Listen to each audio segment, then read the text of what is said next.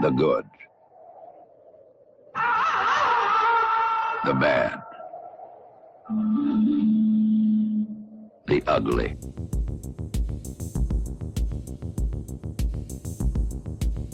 Hey guys, I'm Kevin. And I'm Jake. Oh, I didn't have my cowboy hat this time. I actually don't own a cowboy hat, which is ironic that I live in Arizona. Yeah, But you welcome should to have one. Yeah, I should. Welcome to Movie Matters, people. It is Western month, so we're doing genre-defining Western movies. And we're talking like cowboys, at least for this first movie. Yeah. And we're doing the legendary movie, Good, the Bad, and the Ugly. No, now that trailer is completely wrong. Yeah, it's so wrong. It's like making it seem like a Civil War movie, which, granted, like half of the movie is like in a Civil War battle. But this is not a Civil War movie. Like, Yeah, you know, but it also gets weird the framing. ugly and the bad mixed up. Yeah, that too. Tuco, Eli Wallach, is the ugly, and Yeah. Angel Eyes, Lee Van Cleef, is the bad. And Yeah. it mixes it up, which is interesting. Yeah, this is Sergio Leone directed this movie. Awesome movie. He did another movie that we reviewed called Once Upon a Time in America. Check out that review if you haven't. That is a fantastic movie as well. This guy is such a great director. He's Italian. Like 20 years apart. Yeah. Almost, I think. Yeah. So this movie, what's crazy is when it was released, it had a lot of negative like reviews and reception, and then the film was reevaluated to become like one of the most influential and greatest films of all time, which is crazy to come like to go from shitty to greatest of all time. That's crazy. Yeah. So I mean, it's funny because I dug a little bit into the like criticisms, and basically they were all just upset that Italians were making Western movies, so they were just like shitting on the movie, which is pretty funny. That's why they're called spaghetti westerns, because they're Italian-made movies. This is Which- number. Go on. Interesting fun fact. I think it was Roger Ebert like panned it when it came out. Yes. And then like sometime later ended up giving it 4 stars and was like, I was wrong. Yeah. Which is kind of cool. So we watched the extended edition. I'd be curious to watch the regular edition. I think there's like almost 50 minutes. It's like 47 minutes of extra footage added in. But yeah, this is number 10 on IMDb's top 250 list. So we're still hitting that. Yeah. What's crazy is it remains the highest rated movie on IMDb without a single Oscar nomination. However, it wasn't really eligible for Academy Awards because it's an Italian film and it wasn't released in the US until like literally the end of 67 / beginning of 68. And so it wasn't really eligible.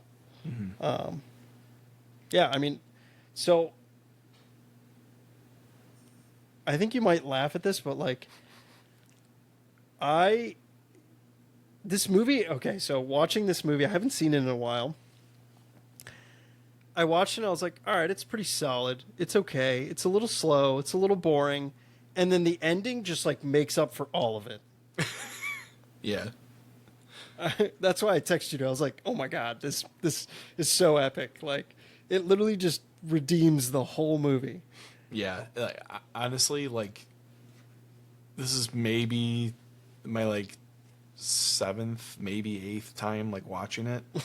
Because I used to like when I lived alone, like I would just like put this on like Sundays and just like like chill out and like watch it, every once in a while.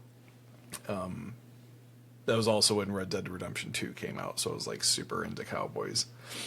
Nice. But yeah, so yeah, I've seen this quite a few times. And going into this one, I wanted to give it a little bit more critical, look over. And yeah, watching the openings, I was kind of like, this isn't as good as like I kind of remember it. Like maybe I was just like, all jacked up on, like Western, stuff. Like last time I watched it, and then yeah, by like the halfway mark, I was like, oh yeah, this is why I love this movie. Like Yeah. yeah, and it is for sure a slow burn, but like it like once it gets going, like it does not stop. And yeah, the ending is just like perfect, absolute cinema. Yeah. I was taking notes while watching it, as I do with these movies, and I literally had the phone down and my mouth was just open. I was like, "Oh my god!" Like, I forgot how awesome this is. Like, Yeah. it's so, and for like for a movie that came out in 1966, it's so well done. I do have another kind of controversial opinion on it too. Mm-hmm. So I didn't tell you this. I've been dying to tell you this. I've like wanted to text you this whole week, but I'm like, you know what? I'll save it for the podcast. I watched the entire trilogy. So Oh, I nice. watched A Fistful of Dollars, For a Few Dollars More, and then this.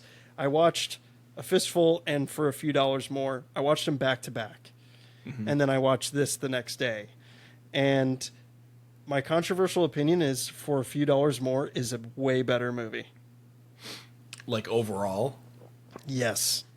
It Yeah. is so awesome. it's been a long time since I've seen it, but I do remember loving both of those movies as well. Yes. It's, Is For a Few Dollars More, is that the one with the two fighting families in the town, or is that No, Fistful of that's- Dollars? no, that is the two families fighting. Yeah, Because that's awesome, with, yes, awesome him and Lee Van Cleef. Yeah, And then they partner up, which Yes. is really cool. And like Clint Eastwood goes undercover with the families, which is really cool. yeah, And it's so well done and so entertaining and a really great watch. It's like a perfect 2 hour and like 12-minute movie.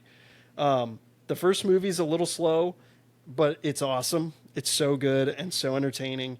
And then this movie, I was like, ooh, interesting, because it's a lot longer. And like I said, like you said, it's a slow burn. Mm-hmm. But again, the ending is epic. I rate For a Few Dollars More higher. Like I gave For a Few Dollars More a 5, and I gave this a 4.5. However, the technicality and filmmaking aspects of this movie are awesome. It's like good, better, best in terms of like his adeptness in learning how to make a movie better. It's crazy, yeah. and that was really cool to watch over those three movies. And what's funny is it's the Man with No Name trilogy, and he has a name in every movie, kind of. Is like a nickname. Yeah. And it's just that literally they only came up with that, the Man with No Name trilogy, in the U.S. for like marketing purposes. Yeah. Because he's What's Blondie funny is like in reading this. this or reading about this movie. This movie obviously takes place during the Civil War, which is actually before the other two movies take place. So like these movies Yes. can't actually be related because Yes, exactly. Angel Eyes shows up in For a Few Dollars More, but he's dead in like the real timeline. So yeah, I mean they're all three of them are just kind of one-off like adventures, of like this character. Like Clint Eastwood's character, I guess, is the only like real through line like between them, and like but yeah, I mean it's one of those things where like they're kind of all out of place and time, it's just like a contained story. So yeah, it is kind of funny that they try and like group them together like it's a continuous thing, but yeah, they're not really. They're all independent. And so A Fistful of Dollars is where he makes that bulletproof vest, and it makes me think Yes. of Back to the Future Part 2 every time, Yeah. with Biff when he's watching it, which we've done a review on that movie. Check it out from our 80s season. Great movie. Great movie. Yeah. But yeah, I had never seen the first two. I'd never seen A Fistful of really? Dollars or For a Few Dollars More. Nice. Or so I think. I mean, I owned the trilogy for a long time, and I don't remember watching them, so I marked them as my first watch. Cool. I have always been like super into westerns and like cowboys and like all that stuff. Like I love all that history, like the outfits, the guns, so cool. I growing up, my bedroom was like cowboy themed. I had like a wood framed bed. I had a Tombstone Sheriff like wood plank like piece of art in my room. I had like a wood dresser, and I had like on my wood bed frame I had like a fake gun belt with two like cap guns. And yeah, I was always into that. And what's funny is Tombstone is in Tucson, Arizona, and I live in Arizona now, so it's kind of funny that I made my way over here. And I've just always loved like westerns and cowboys, and like that whole theme and time and history is so fun. So I'm super stoked to do this month. I've told Jake, like texted him and like, yo, I'm so excited. Like this is awesome. So I can't wait to do the other movies. Same with me. Like I love westerns. And like ironically, I like actually haven't seen that many, but like the ones I have watched, I've like watched on repeat. I'm a big fan of the whole like romanticized American West. The gunslingers and the train robberies and like all that kind of stuff is just so cool. I think there's just like something like really like, I don't know, fun and like adventurous, about it that like really like lets you have fun. Oh yeah. It's like such a weird part of history, and it's like so well, yeah, because like it's funny to like think about how like in half the country it was like Victorian, like peak Victorian, then the other half of the country was just like dirty ass dudes like spitting at each other and like shooting at each other in the middle of the street and stuff. Yeah. Like it's so weird. But yeah, it's just like but that's also why it's like so cool, because like it's like nowhere else in the world was like something like that happening. Yeah, very interesting. So our movies for this month. So we're doing The Good, the Bad, the Ugly. We're doing Unforgiven, The Treasure of Sierra Madre, The Assassination of Jesse James by the Coward Robert Ford, and No Country for Old Men. What ones have you seen? Most of those? No Country for Old Men's the only one that I've seen. You have not seen Unforgiven? Oh, no, sorry. I've seen Unforgiven too. Yeah. Okay, so Treasure of Sierra Madre you haven't seen, and Assassination. Yeah, I haven't seen those. Okay. The only one I haven't seen is Treasure of Sierra Madre, so I'm stoked to watch that. And all these movies are great. I can't wait to watch them. Yeah, I mean, there's a lot of cool trivia on The Good, the Bad, and the Ugly. So I noticed this in all three of the movies, the Man with No Name trilogy. So the sound is recorded separate, which is very interesting. So the actors and actresses said their lines in their native languages, and the dialogue was dubbed in post-production. This was like the traditional way of making movies in Italy at the time, and because of the poor soundproofing in Italian studios, they just didn't do that. So that's why they recorded it separate. The actors found it somewhat frustrating because they couldn't understand words to which their scripts had them responding.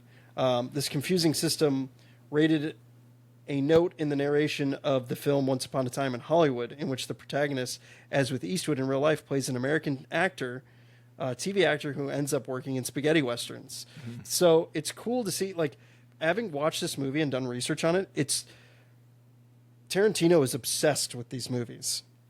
Yeah. And he, like, definitely borrows from them very, very much so. Mm-hmm. Which You've seen Once Upon a Time in Hollywood, right? Yeah. Yeah, it's a great movie. Yeah. I mean, a lot of his movies have such a Sergio Leone vibe to them, which is cool. Yeah. Well, I mean, he has a lot of the, like Western or spaghetti Western influence and Japanese like samurai Yes. kung fu movie like kind of influences. So yeah, and like arguably a lot of the Westerns from like the 60s on carry a lot of like samurai movie influences from like the 50s and like Like Magnificent Seven 50s. Yeah. is a remake of Seven Samurai. Yeah, a lot of like Akira Kurosawa influence. The first movie, A Fistful of Dollars, was actually like sued. Akira Kurosawa sued Sergio Leone and like the production company and like won and ended up getting most of the box office proceeds from it because it was it's like almost a direct ripoff of it's like Yojimbo or something. yeah. Yeah. I think that's right. Pretty interesting. Yeah. So this movie also is the first US R-rated movie. No way. Yeah. I had no idea. First R-rated movie released in America. Interesting. At least that's what IMDb told me. I'm going to do a quick Google search and make sure. This movie basically spawned the MPAA, the ratings board, which is crazy. Like, I had no idea. I mean, this movie's like super tame by current standards. Yeah. At least. It is pretty. It's bloody. It's not gory, but it's bloody. It says The Split was the first official rated R movie by the MPAA system. Okay. So this is the movie. This is truly the first R-rated movie because while there was no MPAA system in place, it created it basically, which is very interesting. So before that, it was under the Hayes Moral Code, which is basically like, don't do anything bad. Yeah. Movies can't do anything bad. And so the movie broke most of these moral Hays codes, and that's why they spawned they like changed their moral standards in Hollywood to compete with such like foreign made films to just make money too, you know? Yeah. It's crazy. I had no idea that this was the first R-rated movie. Yeah, me either. That's funny. Yeah. I mean, I love the acting in this. I love the characters in this. I mean, Clint Eastwood is iconic. This movie made him famous. Yeah. His squint, him smoking cigars. So apparently his squint is literally like on purpose because there's so much. The sun was too bright, and the stage lights, like the production lights, were super bright. So he literally created that iconic look because he was blinded. I had no idea. I read that about A Fistful of Dollars, and I was like, he just carried that look over. That's funny. Yeah. Did you know that? No, I didn't. Yeah. Pretty interesting. It checks out. Yeah. Yeah. So, Tuco, played by Eli Wallach, he's great in this, but it's funny because he plays a Mexican. Yeah. And he is not Mexican at all. No. And there's kind of some controversy surrounding it because of that in the 60s, believe it or not. And he was basically in dark makeup. And it's like, obviously modern film would not do that today today's day and age. Wallach's portrayal of a Mexican American or a Mexican in general was like praised. Like he got a lot of praise for it. And in the 60s, so Eli Wallach's a Jewish man, and in the 60s, Jews and Italians would often play Mexicans in European and Hollywood films, I read. So that's pretty interesting. Yeah. Lee Van Cleef is awesome in this movie. He's so good as the bad. the beginning of him like just killing those people is like brutal. Him shooting the dude in the face like with the pillow, like 4 times. yeah. Yeah. But there's some like there's a couple other scenes where he kills people, but they draw on him first. Is what I read. He's not like as, I don't know. It's interesting because like everybody's a little like gray in this movie. Like even Clint Eastwood's character is not like a moral, upstanding citizen. You know. No. Which like that, you know, reading about. Well, it's funny because you know I would obviously like thinking about, you know, the movie, and I was actually thinking about it before I watched it, like how am I gonna like talk about this, you know, when we do the show, like what are my thoughts on it, like before I, you know, go in and actually watch it, and like the thing that came to mind like prominently was that like this is a very beautiful and very brutal movie, like you have the juxtaposition of like these like giant like gorgeous like landscape wide shots and, you know, these like elaborate set pieces, you know, everything is like very very well crafted and gorgeous, but then it's set against, you know, lots of violence, lots of like dirty people, you know, lots of just like people like struggling, you know, so it's a very interesting like juxtaposition, and then you know, after watching the movie and reading a little bit about it, Leone actually said that he wanted this to be a satire of like traditional Hollywood westerns. Really? Where there's always a 100% like infallible good guy who like, never does anything wrong. He's always going to beat the bad guy, you know, and it's like very clear who the bad guy is. And like, you know, like think about like any John Wayne movie, like, you know, and like I think even like in those movies, like I think it's pretty rare even for the good guy to like kill anybody. Like usually just like punch you know, the bad guy out or, you know, something like that. Like, you know, they're not very violent, you know, overall. And Leone was like, yeah, like I wanted to do basically the exact opposite and like subvert that, which is why like, you know, even though you have the good, like he's not really that good. He's like ripping off people in this, you know, in this like hanging scheme, you know, with Tuco. Yeah. And you know, all three of them are constantly like stabbing each other in the back to try and get this, you know, buried treasure and, you know, all kinds of, you know, weaselly kind of shit that they're pulling on each other.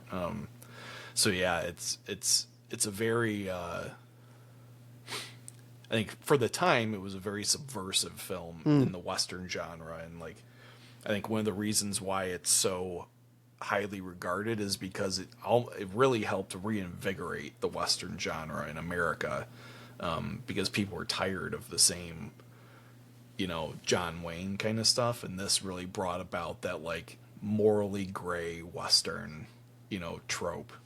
That's like really, I think, what most people think of now when they think of Westerns is, you know, like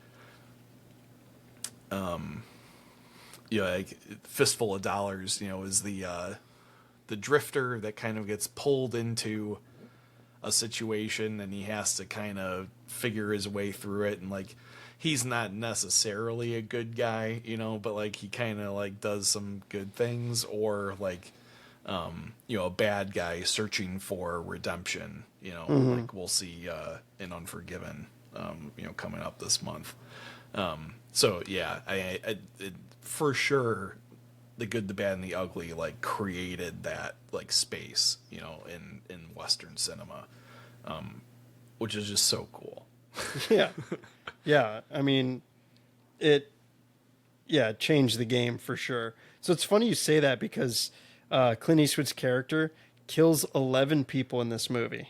Yeah, And that's more than Tuco and Angel Eyes combined. yeah, And he's the good guy. yeah. So That's pretty funny. And like Angel Eyes, the bad guy, has the lowest body count out of all of them with only 3. And it's like in the beginning. And 2 of them are right in like the first his introduction, basically. Yeah. But it's funny because like Tuco the Ugly, he's a bad guy. Like them listing off his rap sheet of all the crimes he's committed while he's like about to be hanged is like so long and ridiculous. Yeah. Yeah, it's just funny. There's no truly good guy if you think about it. Yeah, I mean, fuck, the ending's just so good. I'm just thinking about the ending.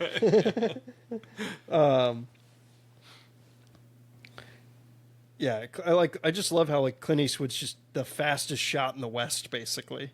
He just, yeah, he's such a badass, and it's crazy because he doesn't don his like outfit until the end of the movie, and it's like you said, it's basically a prequel in a sense, and he doesn't have that iconic like poncho on at the end, and the silhouette of him over the grave it's like this movie's just iconic. But there's, speaking of Angel Eyes, Lee Van Cleef being the bad guy, there's a scene where he's interrogating a prostitute about Bill Carson and where he's at, which the writing and how Bill Carson comes into play and how they're all searching for that and how it all ties together is really well done. And that's what I've thought about the other 2 movies, is the writing was just really well done. I love how it's set up with Angel Eyes is the only one that's looking for this treasure that he learns about by happenstance when he's going to kill, I can't remember what the guy's name is, like Steven or something in the beginning. Yeah. I don't remember either. The guy says like something about the lockbox, and he was like, "Oh, that's interesting." And then like kills him and his kid. Yeah, and just bounces and kills the guy who hired him to kill that guy. Yeah. But then so then he kind of starts this journey to find out about this lockbox, looking for Bill Carson, and then Tuco and Blondie, just come across him like randomly in the desert. The mirage in the desert, basically. Yeah, and that's how they all kind of intertwine, which is like a super awesome like way to like bring everybody together for this big treasure hunt. I love when movies do that, when it just like it all just ties together. It's so it's just good writing.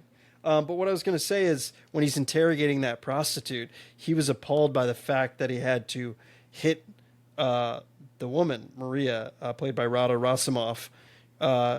He was saying, like, I can't hit a woman. Like, I'm not going to.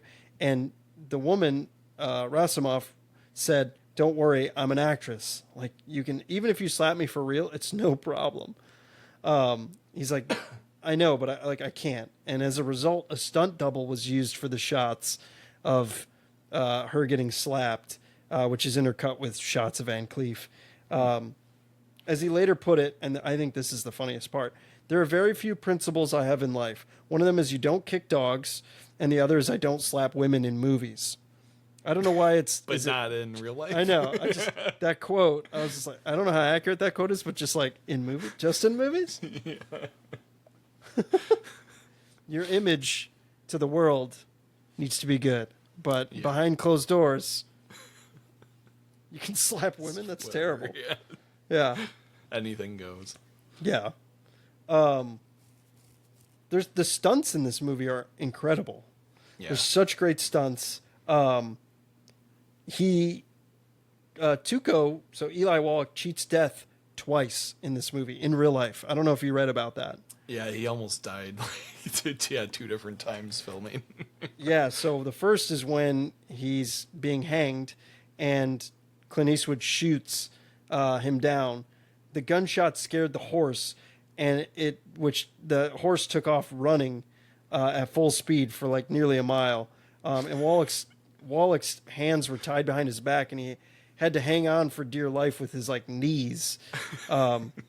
So, yeah. Pretty fucking crazy. And then the other one is when he jumps off the train with that big guy. That scene's brutal, by the way, Yeah, it is. where he kills that guard or whatever. So when he's got his handcuffs on, he He like lays his handcuffs on the train tracks yes, to like cut him. yeah. And so Sergio Leone insisted that Eli Wallach do the stunt himself, assuring him that it would while it'd be loud and scary, it'd be totally safe. Wallach was unaware of the low-hanging step rails on the train, which missed his head by a few inches. In the wide shot, the step that would have hit his head is visible. Yeah. So that's insane.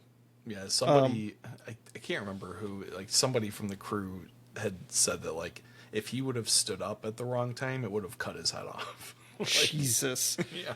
There's another scene where Clint Eastwood cheats death, and it's when they blow up the bridge. And so I had read about it.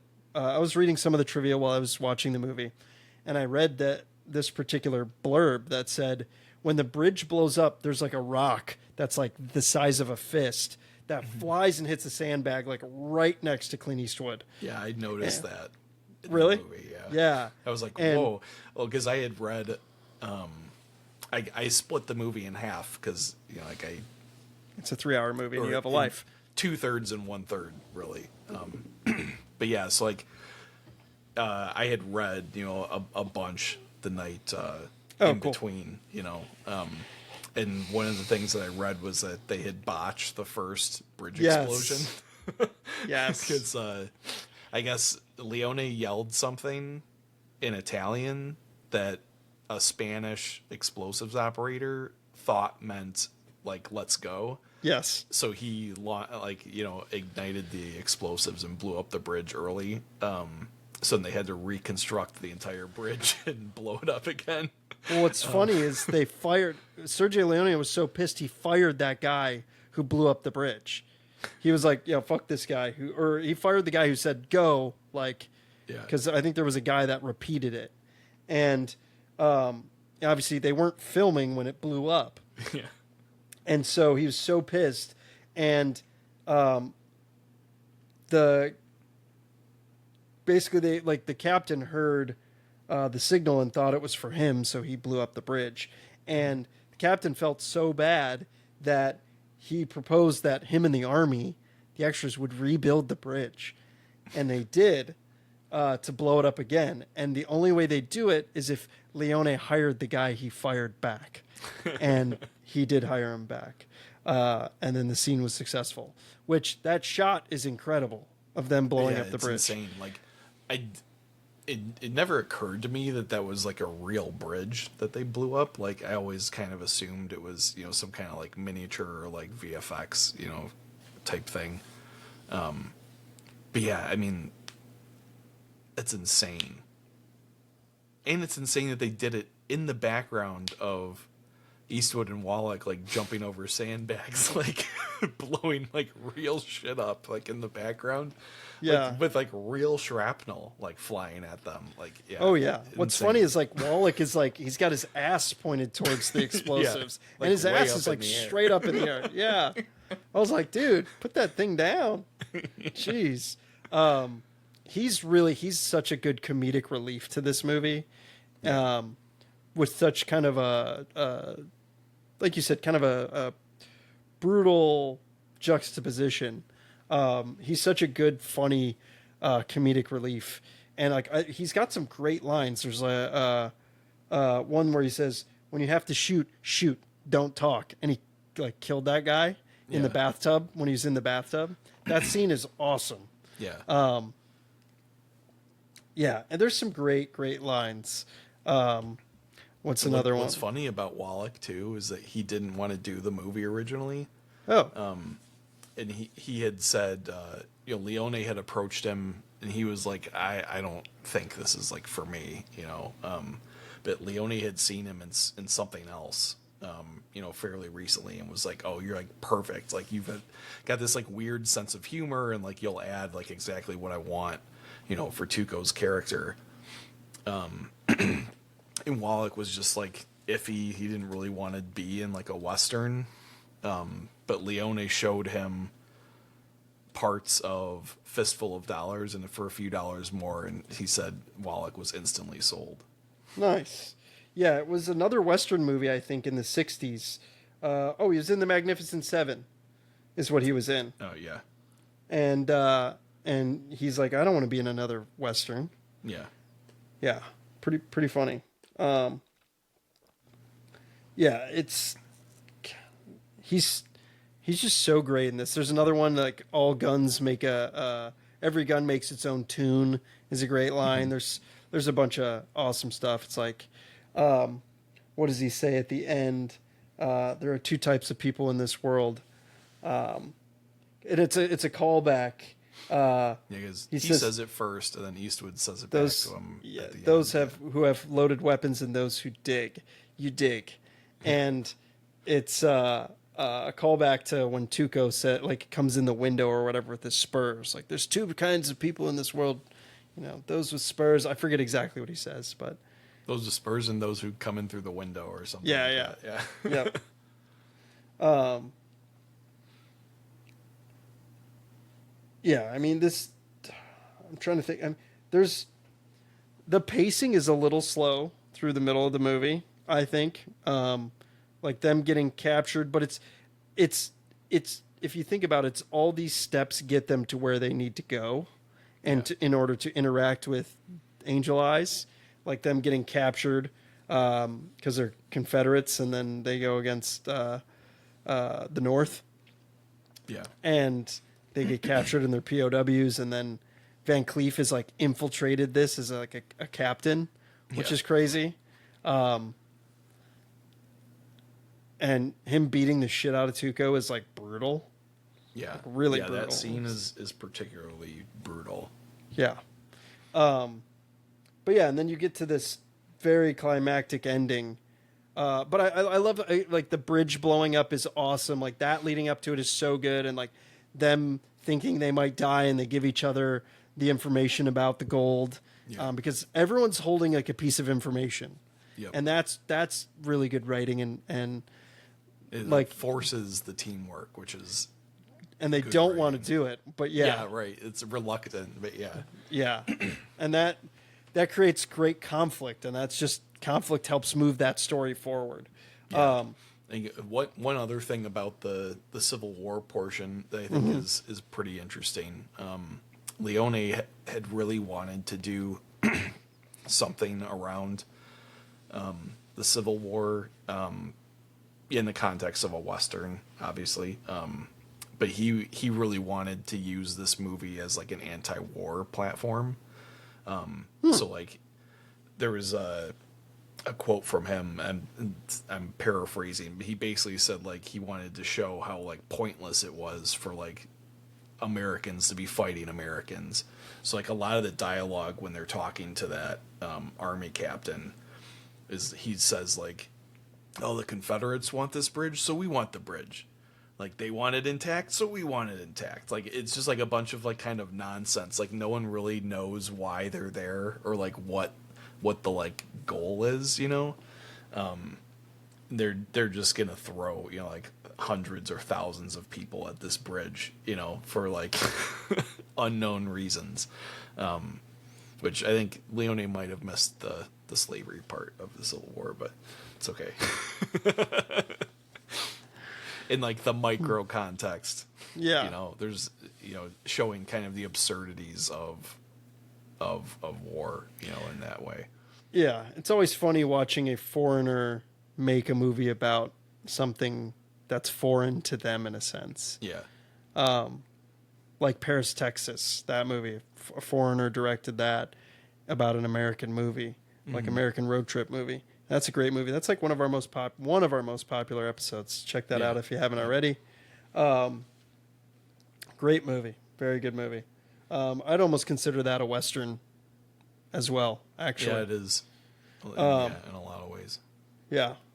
I mean, the ending, literally I have a note. The ending of this movie makes it all worthwhile. Like, for sure. that's when I texted you and I was like, dude, this is so great. And it's the soundtrack. Like Ennio Morricone is incredible. Again, he also finds his stride in this movie. Like his soundtracks are great in the other two movies, but like this movie, it's like he just hits his stride. It's like those movies walked so this movie could run, and they find their stride and they find their groove of let's make a perfect movie, and it's great. What's crazy about his score was that he actually wrote the score before they filmed. Really? Because Leone wanted the score to influence the movie, not the movie to influence the score, which is really cool. Interesting. So what's funny is when I first moved out here to Arizona, I drove through our friends Eric and Artie came and visited me. And we were driving through the mountains in the east over here. I forget exactly where. It's like Apache Junction.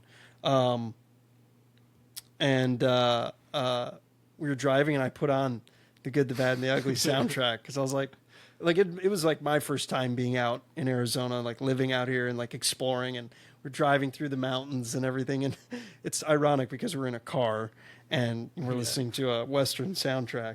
But it's just so iconic. It's like literally makes you think of the West and cowboys and everything. Well, I mean, Ecstasy of Gold is just like an unbelievable song. Yeah. Like it's so good.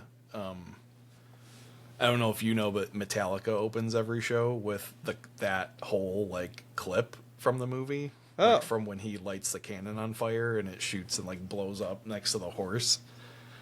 And then the Ecstasy of Gold starts. That's how Metallica walks out to every concert. Oh, wow. Which is super awesome. I mean, like everyone's obsessed with this soundtrack and the ending. It's like it's so iconic and it's so ingrained into pop culture. And this movie is, and the Mexican standoff with them all spreading out to do a shootout, and that's super cool. And how Blondie gets angel eyes, so Clint Eastwood shoots angel eyes, and Tuco goes to shoot, but his gun was emptied, which is so smart and well done. So like a lot of even like the intercuts between the like super long shots and then like their eyes like shifting back and forth, like it's so good. I mean, you saw me kind of like go like I was like shaking my head like, how is this so good? When we were watching the trailer and the hand that comes into frame. Shot is unbelievable. Yeah. Like we're talking about the shot where you see, I'm pretty sure it's Tuco's revolver. Yeah. In like the left half of the screen, like... you see, I think, Blondie in the distance, and then his hand like reaching down into frame, like and like getting ready to like grab the gun. Unbelievable shot. I want that blown up on like a big canvas and like put somewhere in my house. It's so cool. I wonder if you could do that. I'm sure you could. Probably. That's so cool.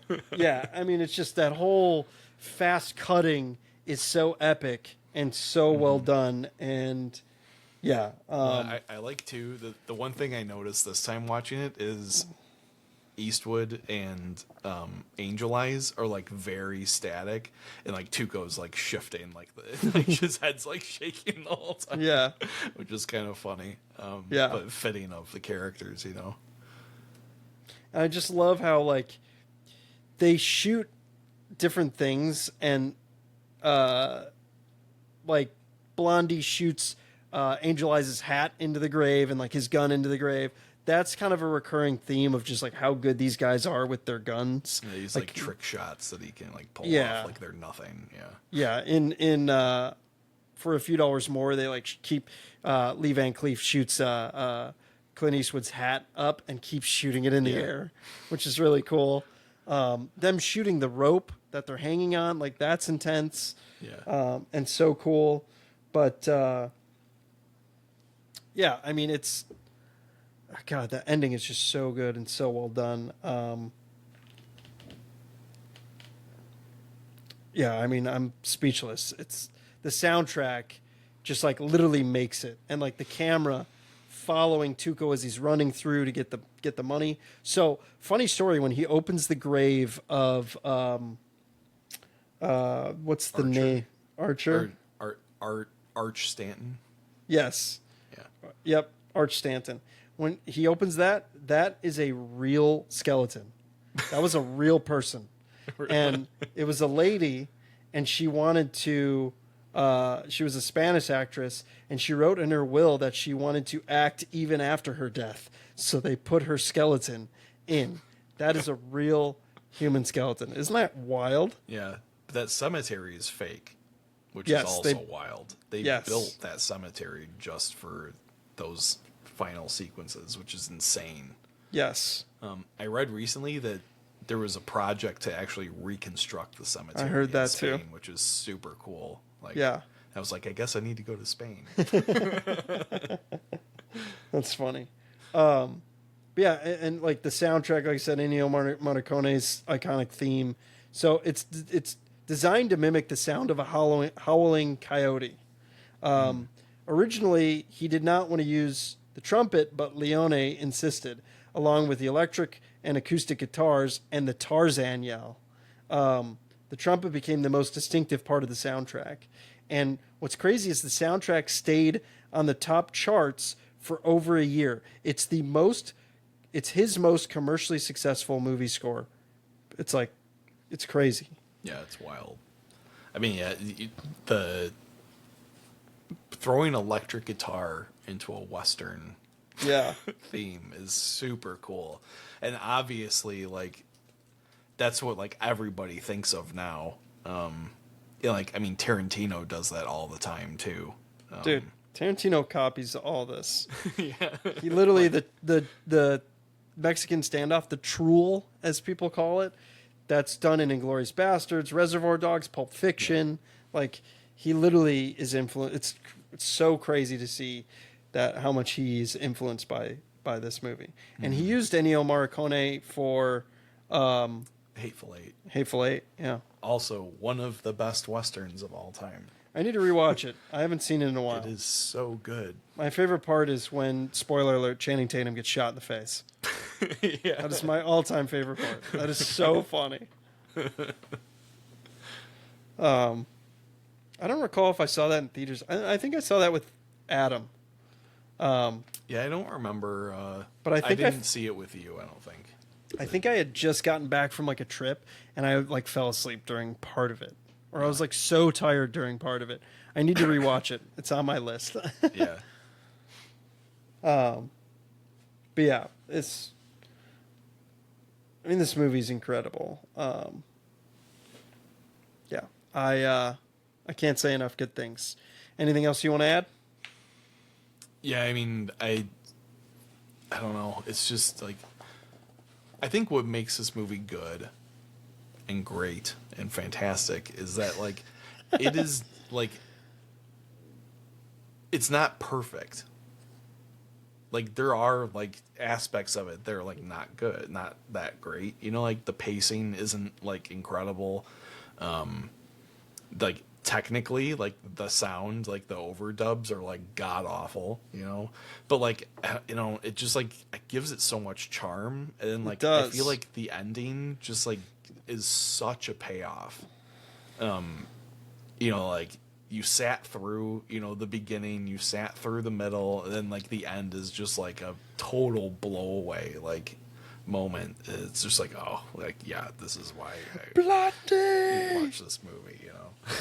Yeah, the first 10 minutes of the movie has no dialogue. Yeah. Which, yeah, it's crazy. I'd be curious to watch the like 2 hour and 11-minute cut, not the extended cut, to see if that fixes the pacing problems that I have with it per se. Yeah. But yeah, I mean, it's number 10 on IMDb's top 250 for a reason. So I recommend you watch it if you haven't already, and also check out the other movies. I mean, they're so good. Again, for a few dollars more, I like was blown away with that movie. And what's funny is I rated that movie a 4.5, because I was like, Good, the Bad, and the Ugly is a 5. Like, I know it's a 5. And then I was watching it, and I was like, it's a little slow. And then then the ending made up for it. And I'm like, all right, I'll give it a 4.5, and I will go back and re-rate for a few dollars more and make that a 5, because I like that better. So, and I gave for a fistful of dollars a 4. because Yeah. it's solid. I think that's fair. But again, this movie is really where they find their stride in terms of filmmaking and soundtrack. So, yeah, and what's funny is Clint Eastwood didn't even want to make this movie. Yeah. And he basically made Sergio Leone pay him $250,000 and get him a Ferrari. Yeah. I read it was 2 Ferraris. Really? And like, I think it was like 10% of the U.S. box office or something insane like that. Damn. Yeah, So I read that Leone was not happy with the deal, but he was like, whatever, I got to get him in this movie. So. Yeah. So, yeah, I mean, it's a great movie. I definitely recommend it. I'm excited for this month of Western genre-defining Western movies. Next week, we've got another Clint Eastwood movie, and it's directed by Clint Eastwood, and it's one of my favorite Westerns of all time called Unforgiven. I can't wait to watch it. I'm so excited. Jake, anything else you want to add? No, I'm pumped for next week, too. Oh, yeah. So. All right. Well, I'm excited for this whole month. Me too. I think I'm excited for this whole year, man. We've got some. No disrespect to '80s movies. '80s movies are fun, and we'll go back to them. But like this year, we're just like, fuck it. Let's just go with what we want. Ripping some bangers. Yeah. So hopefully you guys are enjoying it. It's March already, which is fucking wild. And like, subscribe, follow us. We appreciate all you guys. Thank you for listening, and we'll catch you next week. Yeah. See ya.